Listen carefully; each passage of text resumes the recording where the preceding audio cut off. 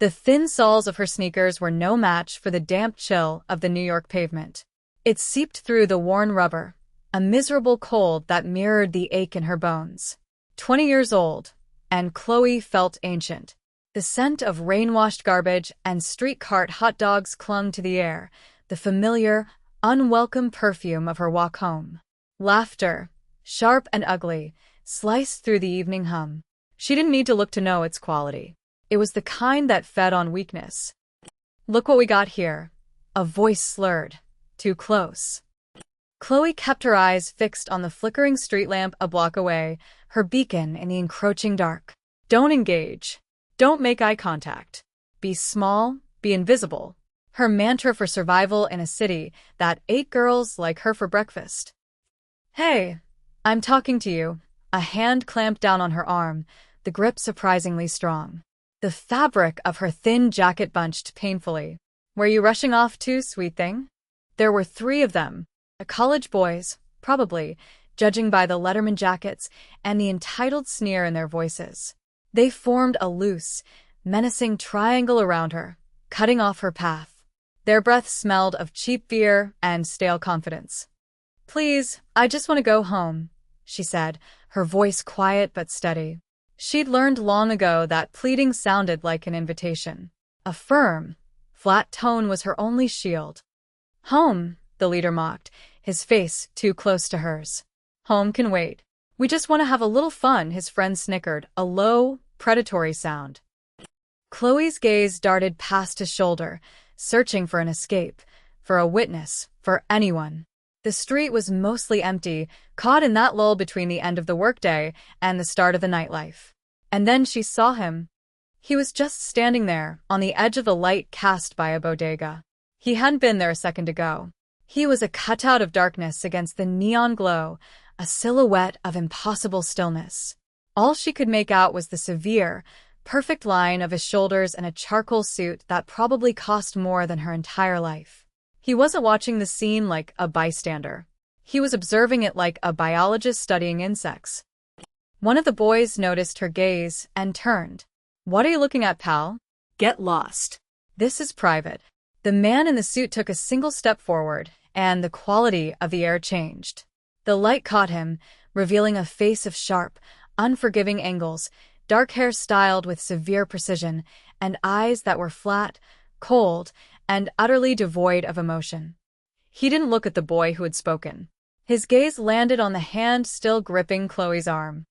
"Let her go," he said. His voice wasn't loud. It was a low, quiet rumble, yet it cut through the city noise like a razor. It held an absolute certainty that was more terrifying than any shout. The boy holding her scoffed. "Or what? You gonna call the cops, Grandpa?" The man in the suit moved. It wasn't a rush. It was a glide, a fluid unfolding of lethal grace. One moment he was 10 feet away, the next he was there. His hand, elegant and unadorned except for a simple, heavy silver ring, came up. Not in a fist, but with 2 fingers extended. He pressed them into the soft spot below the boy's ear. The boy's eyes widened in shock, his mouth opening in a silent "oh." Then his knees buckled, and he crumpled to the ground, unconscious before he hit the pavement. The other 2 froze, their drunken bravado evaporating into the cold night air. They stared at their fallen friend, then at the man who stood over him with the serene calm of a chess master who had just checkmated an opponent. "I will not repeat myself," the man said, his gaze finally lifting to meet theirs. They scrambled backward, tripping over their own feet in their haste to get away. They grabbed their friend, hauling his dead weight between them, and disappeared into the darkness, their panicked footsteps echoing down the street. The silence that fell was absolute. It was heavier, deeper than the city's usual quiet moments. It was a silence the man had brought with him, a pocket of his own world dropped into hers. Chloe stood frozen, the phantom pressure of the boy's grip still burning on her arm. She stared at the man who hadn't even broken a sweat. His suit was still perfect. His posture was still ramrod straight. He looked down at the spot where the boy had fallen, a flicker of something she couldn't name, distaste perhaps in his eyes. Then he looked at her. "Are you injured?" His English was perfect, accented with a clipped, precise musicality. She shook her head, unable to find her voice. Her throat felt tight, her lungs constricted. He took a step closer, and she caught the scent of his cologne. It wasn't the aggressive musk of the boys. It was something clean and sharp, like cedar and cold air. His eyes, she could see now, were a dark, liquid brown, and they were taking in every detail of her. The frayed cuffs of her jacket, the exhaustion in her posture, the tremble she was trying so hard to control. "They are the sons of a minor associate in the O'Malley crew," he stated, not as an explanation but as a fact. "A problem. They will not let this go. They will look for you." That was the moment everything changed. This wasn't a rescue. It was a transaction. He hadn't saved her from a random attack. He had intervened in something far more complex, and in doing so, he had tangled her life in its threads. "What?" she finally managed to whisper. "You are a witness," he said, his voice patient, as if explaining a simple equation. "To them, you are a liability. To their father, you are an insult. To me—" He paused, his dark eyes seeming to look right through her. "You are now a complication." He held out a hand. It wasn't an invitation. It was a command. "You will come with me. It is no longer safe for you here." She stared at his hand, then back at his face. Running was her first instinct, the primal urge to flee from a predator far more dangerous than the 3 boys he'd dispatched. But she was smart enough to know that was no longer an option. He had named a crew. He had moved with the kind of violence that spoke of a life lived in the shadows. Running from him would be like trying to outrun the tide. And he was right. Those boys would come back, and they wouldn't be alone. Slowly, she placed her hand in his. His skin was cool, his grip firm and impersonal.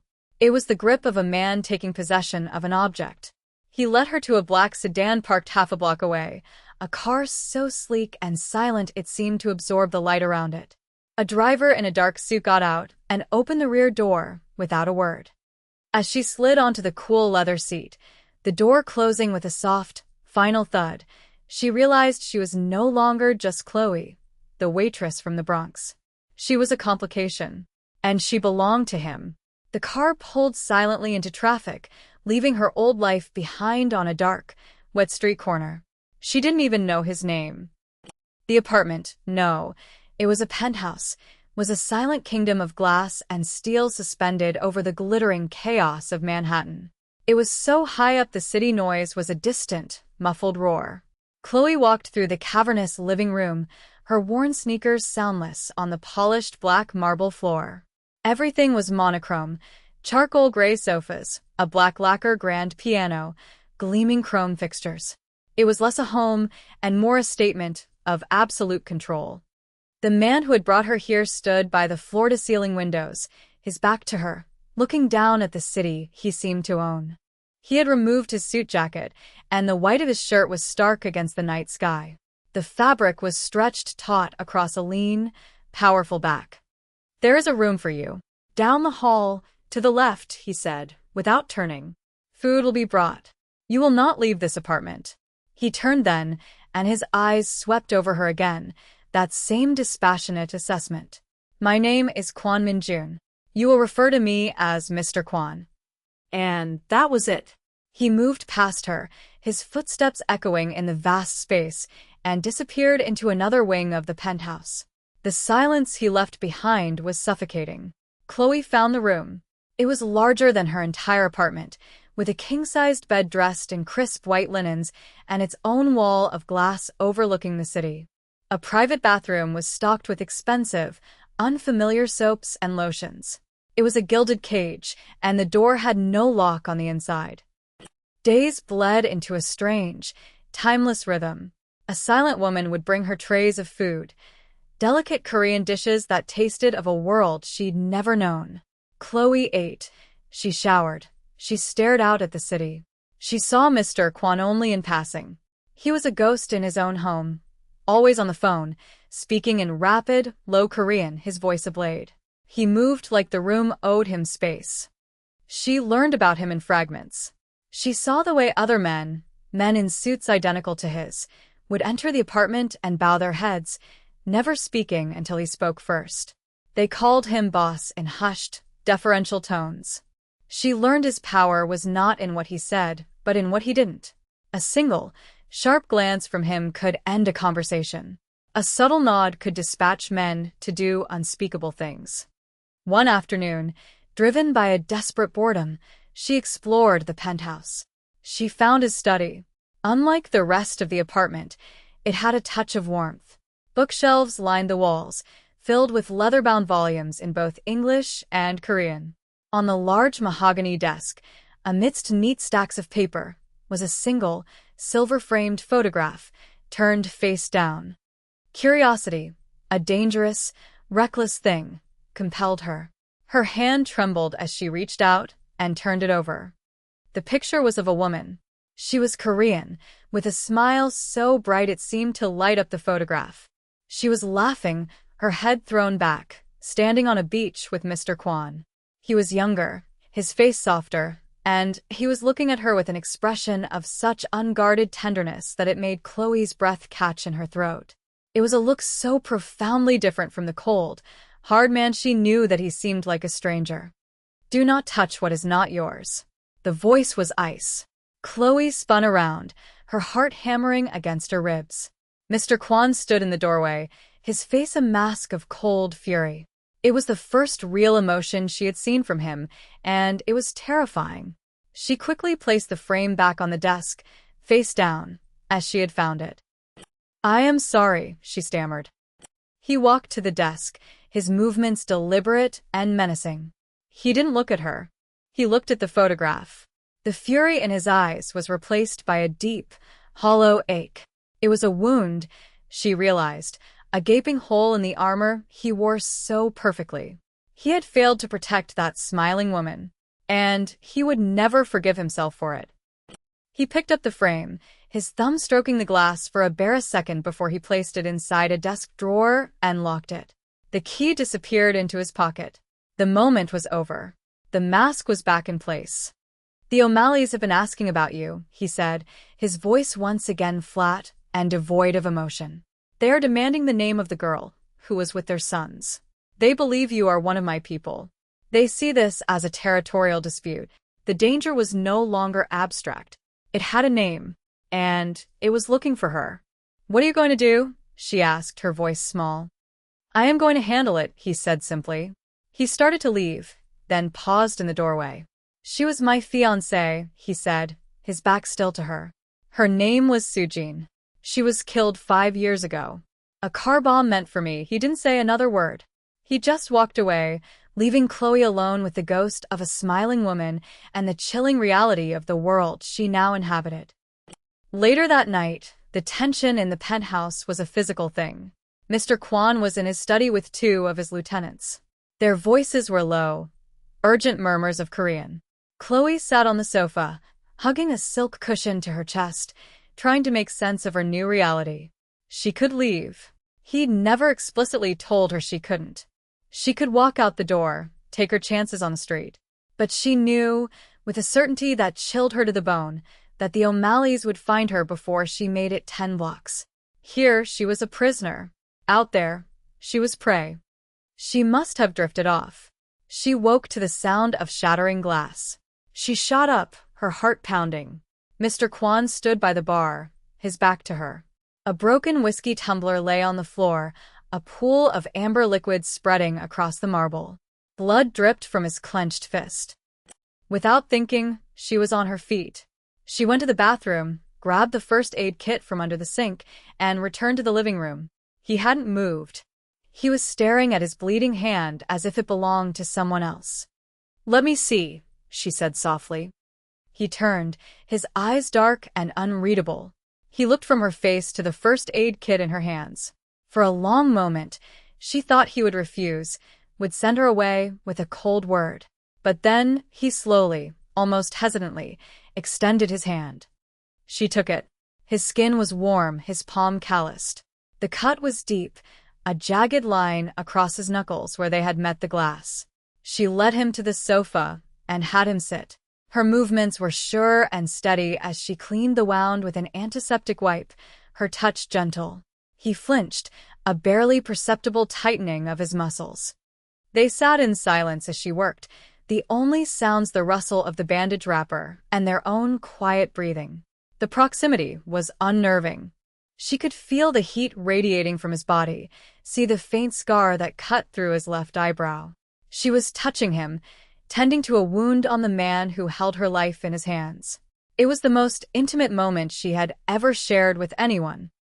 When she was finished, her fingers lingered on his for a second too long. She looked up and found him watching her, his expression intense, searching. The air between them grew thick, charged with an unspoken current. It wasn't kindness in his eyes, not exactly. It was something more complex. A flicker of surprise, of grudging respect. He pulled his hand away slowly. "You are competent under pressure," he observed, his voice a low murmur. "I was a waitress for 3 years," she replied, her voice a little shaky. "You learn to deal with broken glass and angry men." A ghost of a smile touched his lips, gone as quickly as it appeared. He stood up, flexing his bandaged hand. "I can arrange for you to disappear," he said, his back to her again as he stared out the window. "A new identity, a quiet town in the Midwest. You would be safe. The O'Malleys would never find you." It was an offer of freedom, a chance to escape this beautiful, terrifying world and go back to something normal.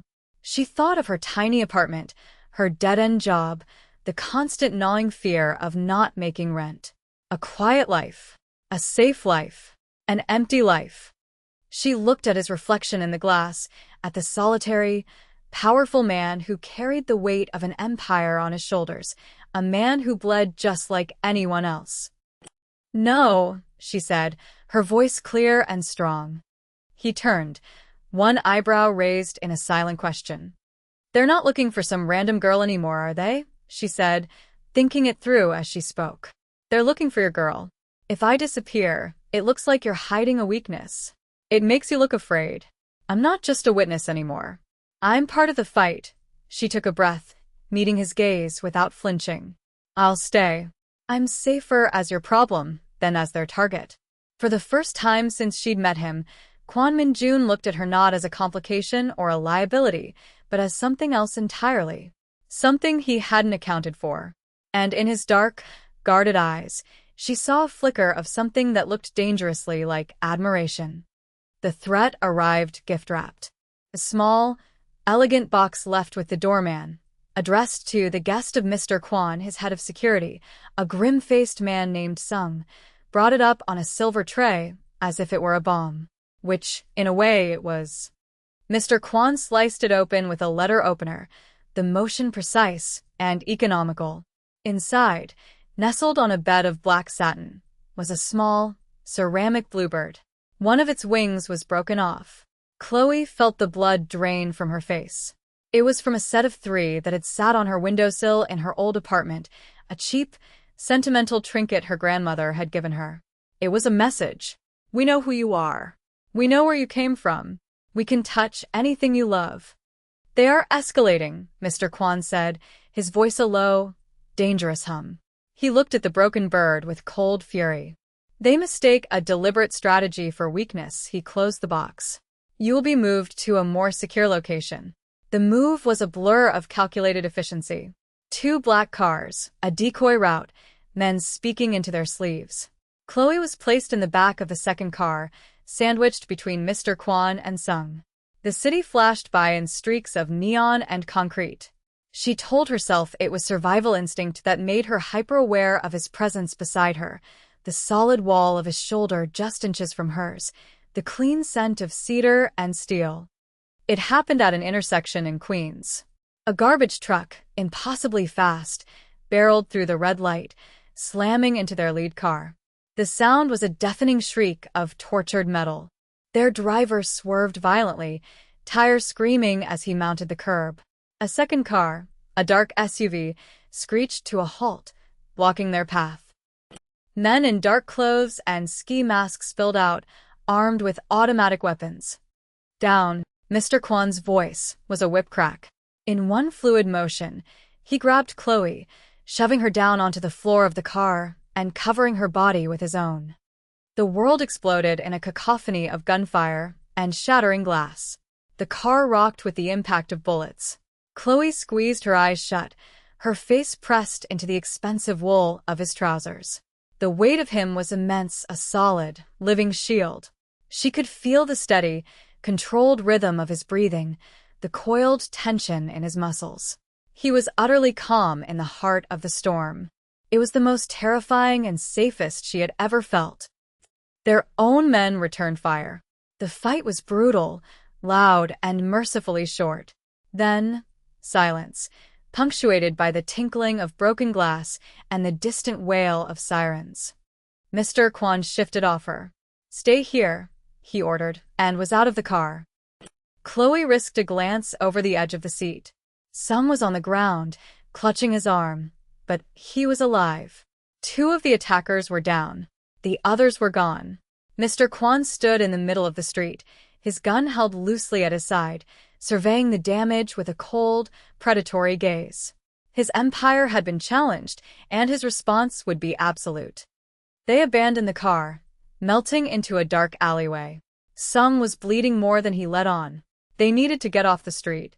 Fast! Up ahead, a lone police officer was approaching, drawn by the noise. They were trapped. "He'll see the blood," Chloe whispered, her mind racing. Mr. Kwon looked at her, then at the approaching cop. He was out of options. For the first time, she saw a flicker of uncertainty in his eyes. That is when she made the mistake of looking up. And in that moment, she did something she could not uncross. She grabbed the front of Mr. Kwon's shirt, pulled him toward her, and pressed her mouth to his. It was a desperate, calculated act of misdirection. A kiss born of survival.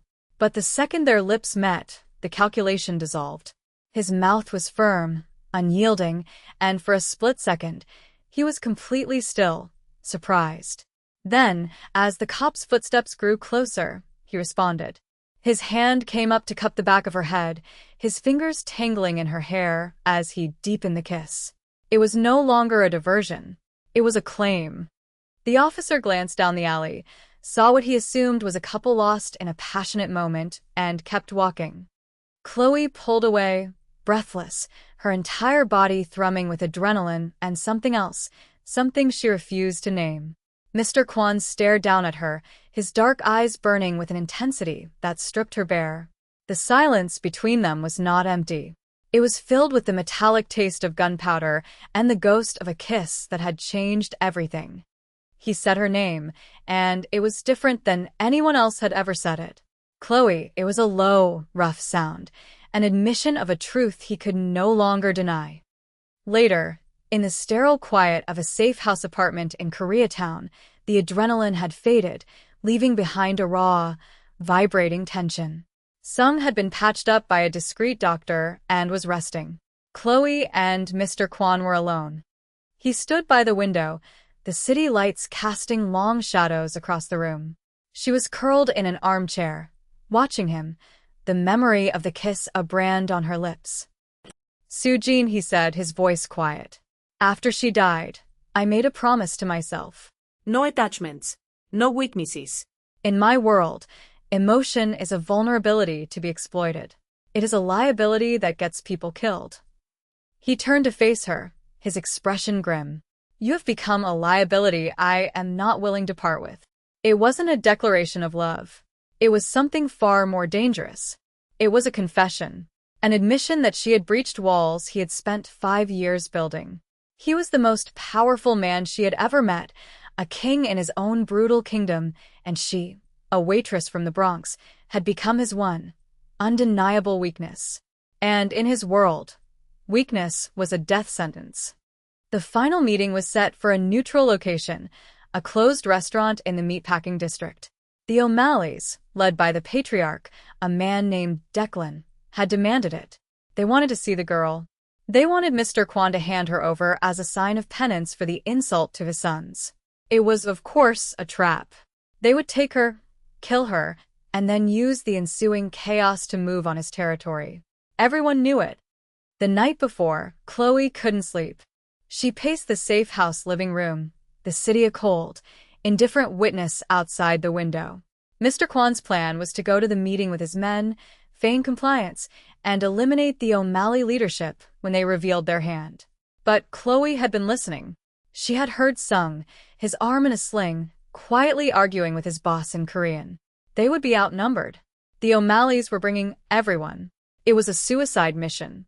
She had to do something. She was not a soldier. She couldn't hold a gun. But she was not helpless. Declan O'Malley thought she was a pawn, a piece to be moved on a board. He had no idea she could think for herself. She remembered the name of the restaurant from the hushed conversations. Carne, she knew the city. She knew a waitress's life. She knew that high-end restaurants like that had their linen services pick up every Tuesday and Friday morning. Tomorrow was Friday. She found Sung in the kitchen, drinking tea. "I need a phone," she said. "A burner. And I need you to make a call for me." He looked at her, his expression wary. The boss's orders were clear. "You are to stay here." "Your boss is walking into an ambush," she said, her voice low and urgent. "You know it and I know it. But I have an idea. It's a risk, but it's better than watching him die," she explained her plan. It was simple, audacious, and relied entirely on the enemy underestimating her. Sung listened, his dark eyes searching her face. He saw not fear, but a cold, hard resolve that mirrored his own boss's. He nodded once and handed her a phone. The next evening, Chloe was dressed in a simple black dress, her face pale but her eyes clear. She walked into the restaurant flanked by Mr. Kwan's men. He was already there, seated across from a burly, red-faced man with eyes like chips of ice. Declan O'Malley. The room was thick with tension and the smell of stale wine. At least a dozen of O'Malley's men lined the walls, their hands inside their jackets. "So this is the girl," Declan sneered, looking Chloe up and down with open contempt. "Caused a lot of trouble for a little thing, didn't you?" Mr. Kwan didn't even glance at her. His focus was entirely on Declan. "The terms were clear, O'Malley. State your price." "My price," Declan chuckled, "is a lesson in respect. Your man laid hands on my boys. This girl is the down payment," he nodded to two of his men. "Take her." As they moved toward her, Chloe acted. She didn't scream or fight.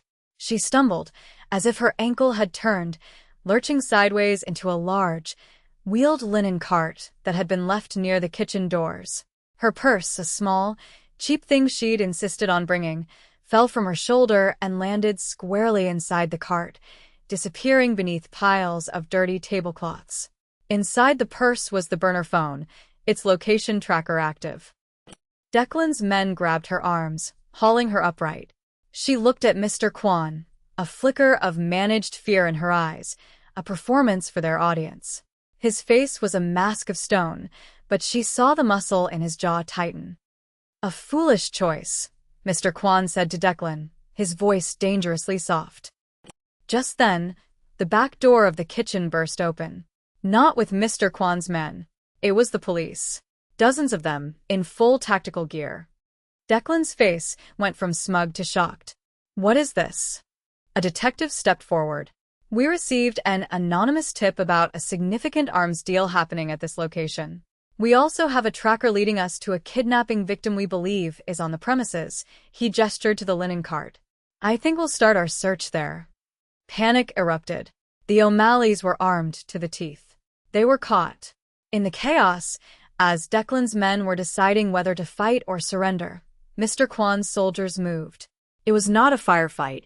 It was a surgical, brutal dismantling. They used the police presence as a shield and a distraction, taking down the O'Malley leadership with silent, ruthless efficiency.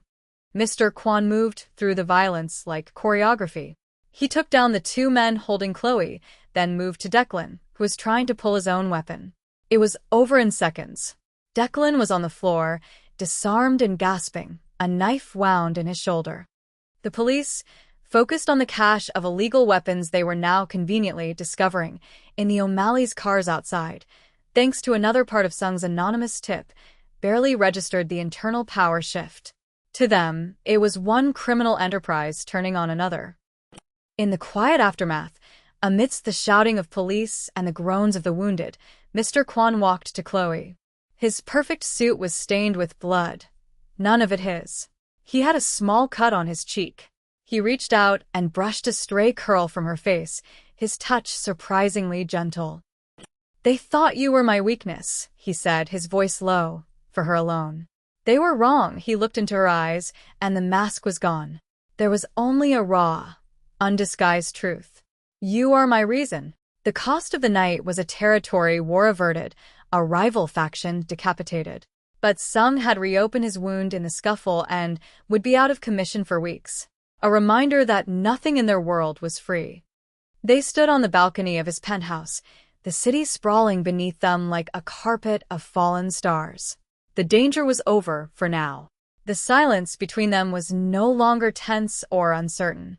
It was a comfortable, settled thing. He stood behind her, not touching, but his presence was a solid, grounding weight at her back. He would never be a soft man. He would never whisper sweet nothings. His world was made of steel and shadows. He had given her another choice. He had offered her the life in the Midwest again, this time with a fortune that would ensure she never wanted for anything. An easy out, a safe out. She had refused. She turned from the glittering view, a universe of possibilities, and faced him instead. His dark eyes held her reflection. This, right here, was her world now. It was dangerous and complicated and terrifying, but it was also the only place she had ever felt truly seen. She reached up and gently touched the cut on his cheek. He did not flinch. He leaned into her touch, a silent surrender. The choice was made. And in the heart of his cold, violent empire, Chloe had finally found her home.